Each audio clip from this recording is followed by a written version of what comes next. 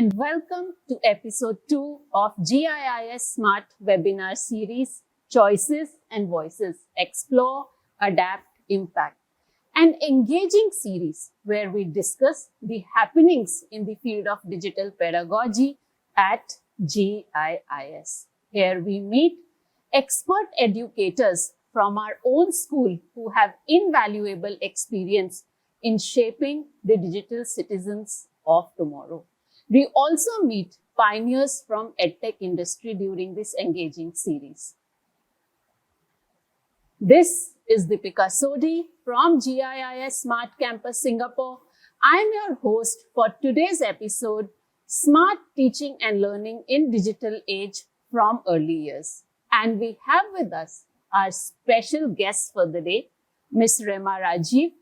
Ms. Rema Rajiv is the Preschool Global Montessori Plus Program Coordinator.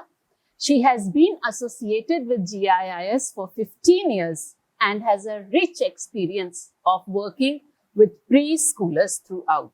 She is a passionate early childhood educator and believes in stimulating students by providing a rich, meaningful learning environment. Next on our show is Ms. Komal Agrawal. Welcome, Ms. Komal. Ms. Komal is IT lead in PYP with approximately 10 years of experience in the field of education. An open-minded educator and a lifelong learner herself, that is what she believes in. Our next show on the guest is Ms. Lalit Ambika. Welcome, Ms. Ambika. She is academic coordinator for primary with 8+ years of experience as an educator, driven by the purpose of providing an innovative and generative learning environment for elementary students. Very warm welcome to all three of you in process.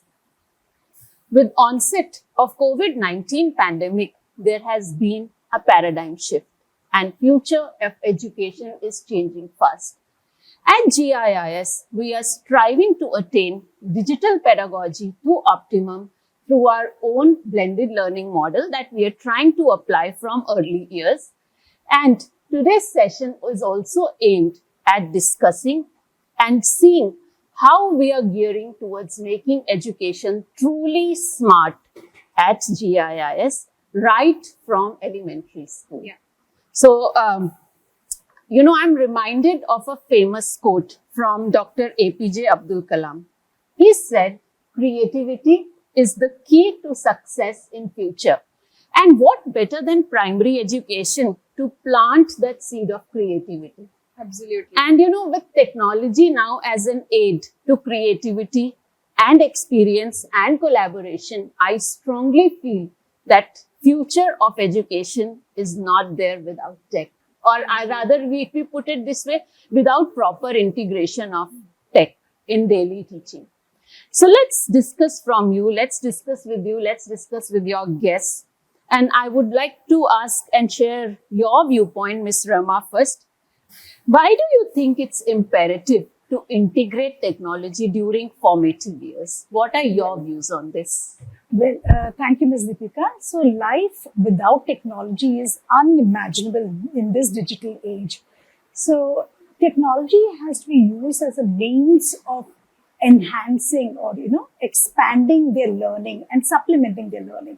So I find that technology has invaded our lives, it has invaded our workspaces, it has invaded our day-to-day activities. So very often you find that parents are very, very busy with their lives these days, Children use a television as a babysitter. To get children, spending time with children is difficult these days, So for lots of parents who spend a lot more time working. So, so I think, but in school, what we do is apart from providing hands-on experiences, we integrate technology to supplement the learning. Yes. Okay. I really like the quote that you used.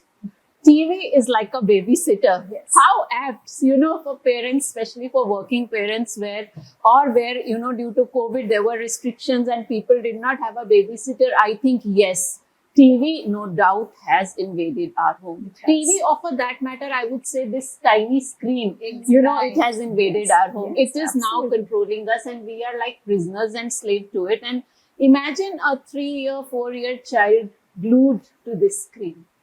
That's what is happening. Yeah, that's That what is is the happening. reality. So I think it's better that it's time now that we include and incorporate technology properly, you know, Yes. in the right manner. Right. So what do you think, Miss Komal? Do you agree with what Miss Rema? Yeah, I completely agree with Miss Rema. I also believe that our little learners are very imaginative, and technology helps them to bring their imagination into reality. The experiential learning, that is the key to the concept clarity. And with the iPad in hand, they can experience a whole universe. And there are so many resources available on digital platform nowadays. And we in PYP, we are not confined to a set of books. So with the abundance of resources, the students get to explore so many ebooks. They get to explore Google Earth. They can just travel and do expedition to various museums, etc. So I would also like to mention about international mindedness. That is the need of the hour. And with in PYP, we highly focus on that. So the technology is helping us to reach out to the people across the world. We are no more limited to our country or the people in the school. We are getting the guest speaker from various parts of the world. In fact, I would like to state an example. Our students of grade 5, during one of the unit of inquiry, they wrote to the Prime Minister of New Zealand, and they even got a reply from her office. So they are writing to different activists, they are writing to different authors, and are getting support from them. How amazing indeed. PYP students writing to the office of Prime Minister of New Zealand and getting a response. I mean, look at where we were only talking of political leaders communicating to political people. It's now at click of a button, children have access to PMO, Prime Minister's office. It's absolutely a delight to hear that. I mean, yes, I think that's the solid foundation we are building up amongst our students. Imagine the child who's now 12 or 13 when grows up will go places if he can write now to PMO's office. Absolutely. Absolutely. Thanks for sharing. It was wonderful to hear that we're doing so much in our primary classes. How about CBSE? Absolutely, I second what Ms. Komal and Ms. Rama have shared. It's inevitable, technology is the need of the hour. So why don't we as educators channelize that energy for positive needs? I'm reminded of a simple example as we mentioned about Google Earth. We use Google Earth in our social science lessons to teach about different countries of the world. The students, in front of them, they get to experience different countries of the world. They get to collaborate with students of other campuses, share their learning experiences. Recently, we had a student exchange program planned across our GIIS campuses. For example, for a lesson in social science, which was based on agriculture and industries. The students had a wonderful experience sharing their knowledge with, the agriculture in a desert, maybe with our UAE campus and across other regions like India and Tokyo campuses. That was amazing experience for them. Oh, so I think student exchange, that's collaboration. So Yes. technology has made it possible for us to collaborate not only with our own set of students, but with others going across geos. So I think borders and boundaries are no more applicable with technology. This is learning without borders. Yes, actually we should call it at that. So smart learning without borders, I would say. Yes. So pardon me if I keep bringing in the word smart because we are talking of smart teaching, smart learning, and being not just a smart school, but a set of smart students and smart teachers. So, Ms. Komal, would you like to elaborate? Though you did mention about Google Earth, you mentioned about going into virtual museums. What else? What other type of technology and tools are we using in early years? So I would like to talk about how we use it in PYP. So in PYP, right from the planning to the assessment, technology is integrated, I must say. So all our teachers and our specialists, we all do real-time planning on Toddle. Okay. So yeah, so we are able to access the same document and do real-time planning through Toddle. And we have we share our best practices instantly with the global PYP community. So that is giving a lot of exposure to us as teachers. I would also like to mention about the online platform that we are using for mathematics. It is called Mathalytics, and that is giving our students synchronous and asynchronous experiences. So our students are able to get challenge the people all around the world, and they are able, and that is helping them to do their self-evaluation too. Oh, yeah.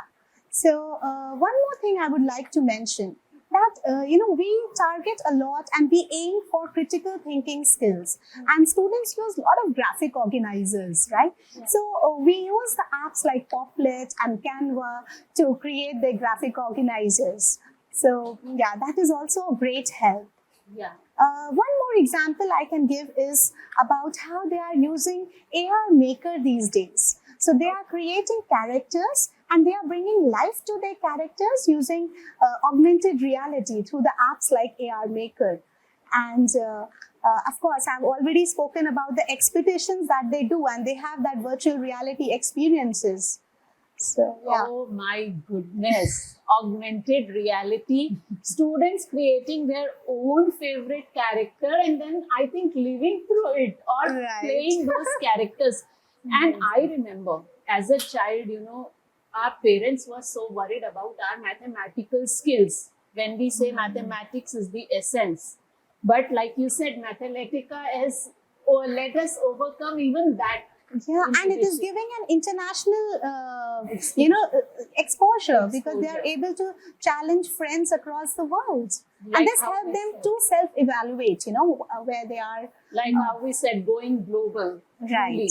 So how in GMP also, Miss Rema, do we use, Miss Komal did share a couple of good apps that they're using and how they're integrating technology. Absolutely. And we start right from kindergarten level. So the teachers very effectively use smart boards, iPads. In fact, they've recently started creating QR codes. So what happens is, whatever topics are being dealt with on a monthly basis, teachers create QR codes for educational topics and put them up on the board.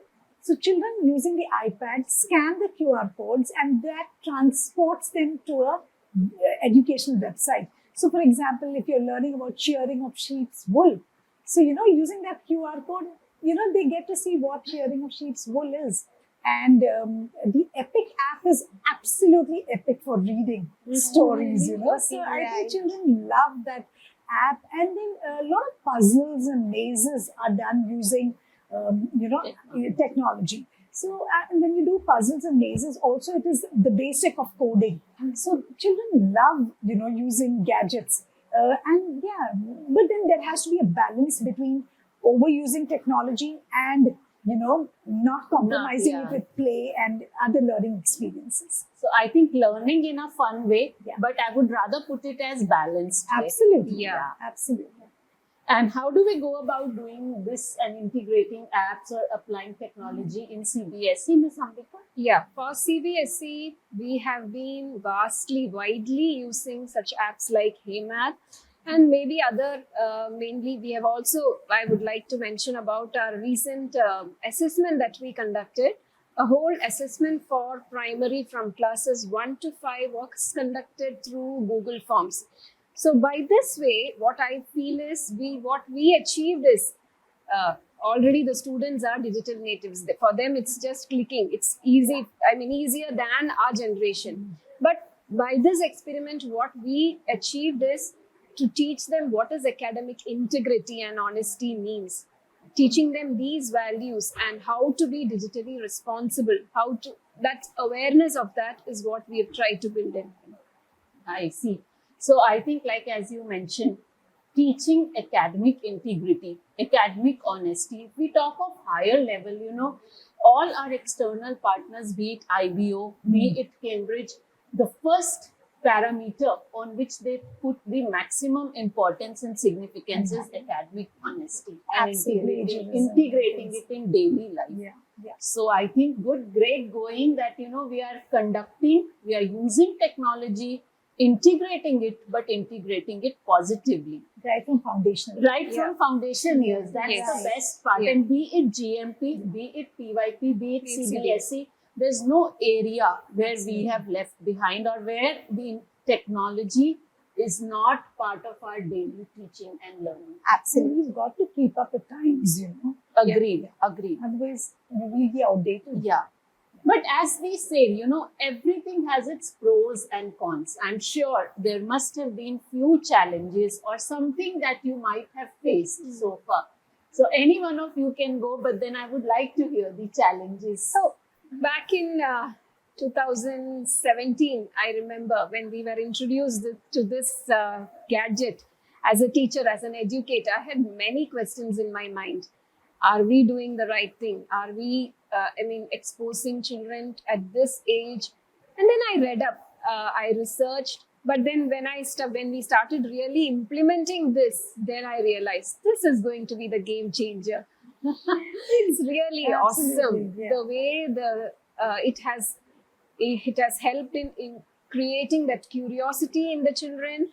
How it has it has helped in generating that interest level in the children in their academics. It's amazing. So any challenge that you faced, Komal, while trying to integrate it or, during the early years? Yeah, I think challenges were very limited for us. Thanks that we had this exposure at very early stage. And we had all our trainings and we were equipped with devices at a very early stage. But yes, the biggest challenge I would say is to maintain a balance, because we have to make sure that a child develops his social skills, communication skills, thinking skills, and at the same time he developed the ICT skills. So we have to make sure that the child is an all-rounder. He develops all types of skills. So that is the biggest challenge. Perfect. But I would like to ask you, Ms. Rama, like you must have seen or tackled or nurtured skills of GMP students, whom we call preschoolers, right from an age when there was no technology, and now when you have integrated technology. So I really want to hear what's the difference that you see. Do you see any difference in the skills, the basic skills that we require at that age, like cognitive, motor, visual, kinesthetic, and some of them as mentioned by Komal? Yes, I've been with the organization for the past 15 years. So quite recently is when we actually started integrating technology a lot more compared to all those years, So initially, teachers had a lot of apprehensions about, those apps and all those things were not there in those days, So, but then teachers are very effectively using the, developmentally age-appropriate apps meant for, the age group of kindergarten children. But we've got to ensure that we do not compromise, their playtime and, hands-on learning experiences by overuse of technology. We've really got to strike that balance. Yeah. I think, playing outdoors, splashing, in puddles of water, water play, sand play, these things cannot be replaced by technology. So the fun that children have outdoors, if they do not get that kind of exposure, it is definitely going to have a great impact on their physical development, on their social, emotional development, language development, cognitive development, and creative development. So I think it's very imperative for teachers to understand and balance that very well. Yeah, because I'm reminded of a quote actually. Pedagogy is the driver and technology is the accelerator. Yeah. Yep. So technology would have played the role, as you very rightly said, to accelerate learning. Absolutely. But the pedagogy, the basic skills, the basic teaching methods, the basic art and craft of teaching that probably we need at GMP level or PYP or CBSE. early years of CBSE, I think it is still there. Yeah. And thanks to the wonderful set of teachers, because eventually they are driving pedagogy. Exactly. I feel they are the drivers of Absolutely, pedagogy. Absolutely. No doubt. So, how do you think, Miss Ambika, students are reacting to this new norm of learning? They are the digital natives, as Mr. Prensky had rightly called them. And actually, we are the digital immigrants. So, We are immigrants Yeah, and we they are are the the natives. natives. I think new terms I'm learning today. TV as a babysitter, and we are the immigrants. immigrants, I can our agree, yeah. generation is the immigrant. So I think they are quite excited, very, very excited to use this, because this is, this, we cannot avoid this. So as well, why don't we channelize it for enhancing our education purposes, enhancing our learning group. So very simple example, a simple project given to them. As teachers and educators, we have been amazed at the different ways the students have presented their work. So given a simple project to them, and ask them to submit their enrichment activity. 31 students in a class present 31 different ways of their Amazing. their work is Amazing. presented in 31 different ways. Isn't that amazing? It's all about perspectives. It's right? all about perspective. Yes. And yeah, it's good to see the amount of learning that is happening. I feel it works two way. Yeah. It's for sometimes we learn from them. Like you said, Absolutely. 31 different ways of approaches, submitting yeah. a same project. Imagine our childhood times where we only had A paper pen. and a pen. Yeah, Right, right, absolutely right. Yeah. And And- probably the teachers would share these 31 different perspectives with the students for them to learn. There's a from each collaboration other. there as well. Absolutely. Correct. I So agree. the teacher really is a catalyst in helping build this learning This experience. Agree. Every time you say or mention something, I read this quote which says, technology is not everything, but technology in hands of great teachers is transformation. So I think, as you said, teaching our children to use right app for a right project or for a right work, I think is the right way. How about PYP, Komal? How are students reacting to this digital age? Students, I think there is a change in their attitude now, and they are becoming very independent. So student agency has been triggered. Now they want to take ownership, they take their responsibilities, and as Ms. Ambika said, that they have so much choices. They have their voice, choice, and ownership. So their student agency has been triggered due to technology. Thanks to technology for that. So I think you very aptly brought in back the aim of today's session, which is voices, choices. We explored, we adapted, and now we are seeing the impact. So very Absolutely aptly, rephrased and put together.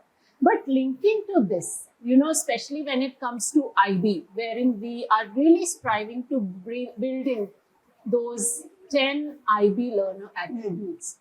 Do you think technology has accelerated, honing up or achieving of those learner attributes, like telling them to be open-minded, risk-takers, balanced, inquirers, principled, reflective? Yeah, I would say they are risk takers. I think they are better risk takers because they're trying so many new things. And with the technology, what is happening is they are so open to the various actions people are taking all around the world that they are motivated and engaged. They are motivated and encouraged to take actions. So for PYP and for IB, students' action is very important, as you know. So they are getting encouraged and they are taking more actions and are always excited to share with their friends. It has accelerated. So I think this goes for GMP students also. I'm sure. Using QR codes you mentioned now at this age, early age, I think it's taking a risk and then teaching them to be reflective. And I would like to add on one more thing. the technology part, integrating the technology part into our education has also helped us in meeting the needs of all kinds of learners. Right. Yes, or whether it's an auditory learner or a visual learner, it has helped in reaching out to them and adapting to their needs. So it has accelerated the pace of teaching Yes. learning. And Yes. like you said, differentiated learning. And I'd like to add over here that in the GMP program, that's a kindergarten program, the program is based on 5 pillars. And the 5th pillar is a future-ready learning. So that includes a lot of importance and emphasis on STEAM activities. So STEAM stands for science, technology, engineering, art, and math. So that technology integration is very important right at foundational level. So one of your core pillars for Exactly. being a future-ready learner, or either I would say smart learner, is to integrate technology. It is. I would like to add on that, that even in the absence of people or resources, now students are independent. They can drive their inquiry on their own. So they are eager to do their self-driven inquiry just because of technology, and with the help of this iPad, we get that exposure. See, I also would like to add over here that, the psychologist led by Gotsky, he says that in a social constructivist theory, he says that social interactions and encounters are extremely important for that learning to go one step above what we know right now. So that difference between my current level to the new learning level is called the zone of proximal development. So he says that for that ZPD to happen, you have to have interpersonal relationships and communication, which are vital to the teaching learning process. That is true. And apparently That balance has to be maintained. Exactly. Of course. And very recently, I happened to read an article about, mirror neurons that we have. Everybody has mirror neurons, which is also called empathy neurons. Now, these mirror neurons apparently get activated when there are social encounters, not when you're passively learning something using only technology. So that is the reason I think it's very, very important to strike that balance between use of technology and social interactions. And our brains are actually getting rewired with using, with going digital or, electronically doing things rather than, doing things socially. So I think that is why laying that emphasis on striking a good balance between both these are very important. And I think we are doing it pretty well in our campuses. That's why I said technology in hands of great teachers is transformational, because they know how to maintain that balance, how to strike that balance. Yes. You had something to add, Ms. Komal. Yeah, I wanted to talk about, we are having Kaizens in our school. Yeah. So shall I?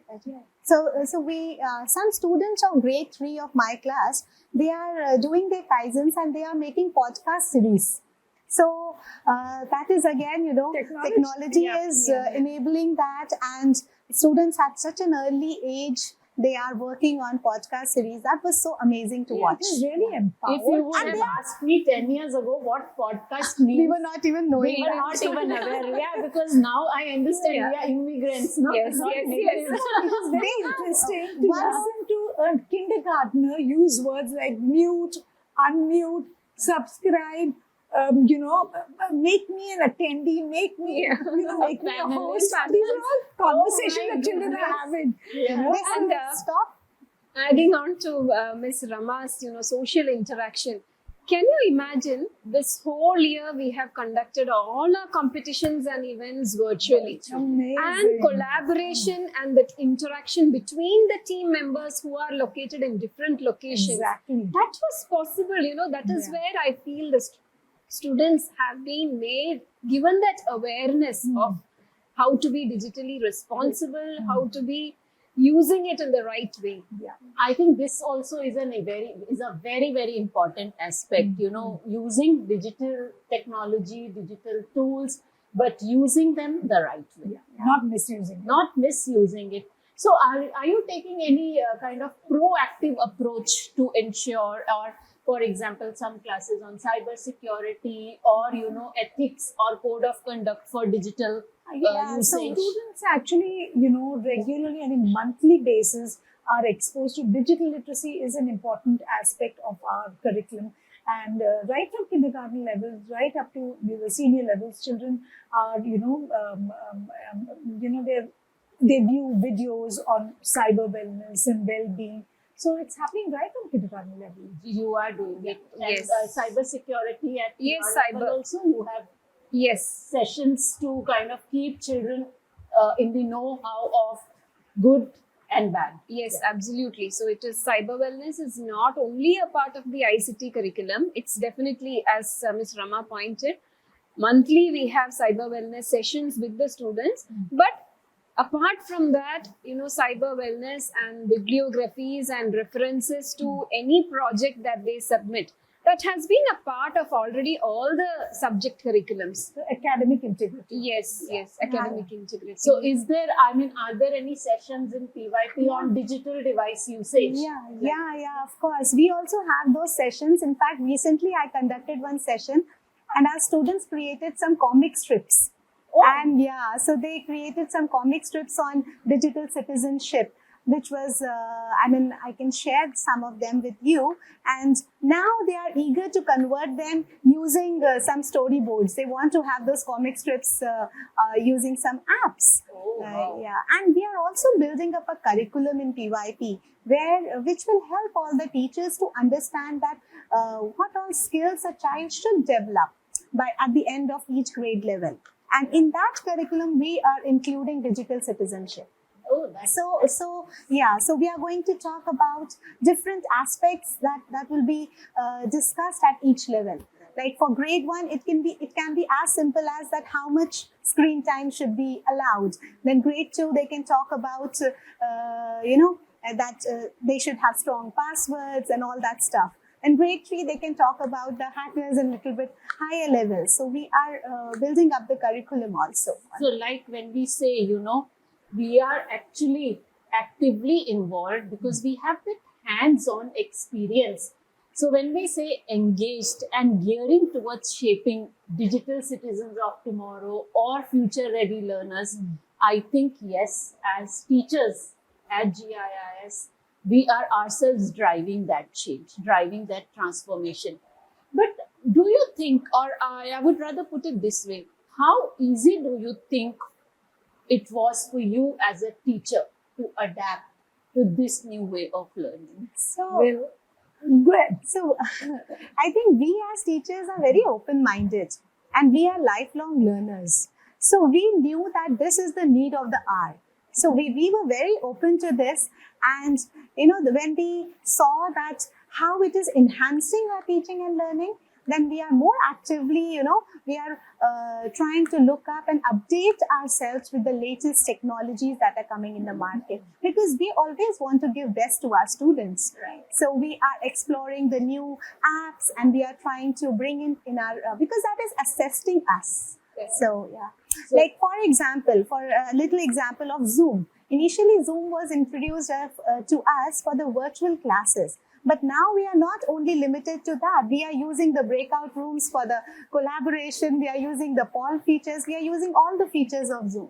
So, Because they say, once a teacher, always a learner. I don't say always a teacher, because teaching is a lifelong learning. To teach our students in classes, we need to be ahead of them. We need to be on top of the curve. And of course, I'm sure, like you said, adapting to new ways and now integrating Zoom. In fact, I would like to mention that our project collaboration has now become so much easier when students are to work in teams. I think the collaboration bar has been raised due to breakout rooms. Which is I think world is becoming closer. There is no more digital divide. Now world is becoming closer due to this. And I also feel not just closer, there's no cap to your working hours, or to your teaching hours, or to your learning hours. Like going beyond the call of duty after school, you can arrange one-to-one Zoom class. A personalized class with a single child who really needs help in a particular section. So I think all that is possible thanks to our technology. So in fact, the students have reduced procrastination. They don't want to delay the work. They just want to do it instantly because due to technology. So I think the advantages outweigh the disadvantages. Yeah. Right? So I think as when we say adaptability, the question or the word adaptability itself is only for us as teachers, not for students, because they are born with this. Yeah. Their fingers are much faster than us when it comes to deft doing and anything on the technology. gadget. And they want to do it. And when you try to take it away from them, you hear them cry. I'm talking to kindergarten children, you hear them crying and howling. They want to work. Yeah. They So want how to do you dismantle. balance then? Suppose you take an iPad screen from a child and child begins to cry, but you said that there's a need to maintain that balance. So how do you strike that balance? That in is the GMP? role of a teacher. The teacher is the one who, like I told you, she is a catalyst. She needs to be able to convince Absolutely. a child that there is a time for this, there is a time for. So that's why Teaching that striking the balance again. We're coming down to back Yeah, to that, right. We have to develop all the skills. Yeah, as we say. But do you feel, after having integrated technology and that too beautifully now with added features, do you think there's something that, you still feel this could have been better or we could do this in a better way? Something to integrate technology better in primary classes. Do you think? One thing. I feel it is the open-mindedness. So as we, as stakeholders, not only us, every stakeholder must have an open mindset to adapt to the new latest technology, to understand and realize that this is the need of the hour, and come out of the traditional outlook that it's only paper pen that works best for the children. This also, we need to explore these areas as well as stakeholders and be open to learning to this integration of technology into the learning. What do you feel? You still have very, very traditional parents, I remember about a year ago, there was this parent who kept telling me, ma'am, if you're going to be using the iPads, I'm not going to be sending my daughter to the school, because if you're telling me that you're going to be using so much of screen time, I don't want her to be exposed to so much of screen time. So you have those very traditional parents, and there are a set of parents who are okay with whatever is happening because they know what the school is doing for the best of their children. So yes. So when you say this, Ms. Rama, I'm just reminded, in a class of 31 students, in a physical classroom, I feel there may be at least 5 to 6% who are introverts, who are shy, who are not ready to come out in a real classroom setup. And they do wonderfully well in a virtual, not in a virtual setup. Yes. I see their creativeness and their curiosity is very much displayed more in a digital platform. Yeah, yes. In fact, you know what? I remember when we used to introduce robotics to children who had a lot of apprehensions and who had self-esteem problems in classrooms where, all the other children are answering questions and they would not want to answer, or they were, by temperament, not very open or introverted. When going to robotics classes, they were so good with robotics. They outshone in that kind of field, So, I think GMP students going to robotics classes, of course. We might be doing AR. Where are we? Where the world is going to be in another 10 years It's a from huge now? transformation. Yeah. So something that you feel, technology could be better integrated in PYP? I think we are doing our best, but maybe some sessions when secondary students can come to our primary students, we can arrange some more sessions where all the elder kids, they can just talk more about. We are also doing our part, but talk more about digital citizenship and talk more about academic honesty to them. That might encourage them more. That's just a suggestion. I completely agree with what Yes. Komal is saying. In fact, there was one particular event that we had conducted in kindergarten called Train the Trainer Day. Okay. So which means that, children the teacher is the one who trains them throughout the year.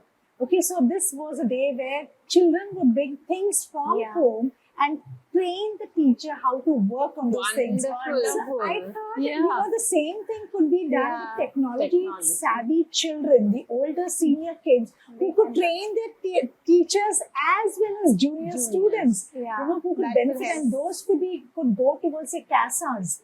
Yeah, so I think wonderful initiative. Yes, Train yes. the trainers. So Yeah. see so Yeah. much, right?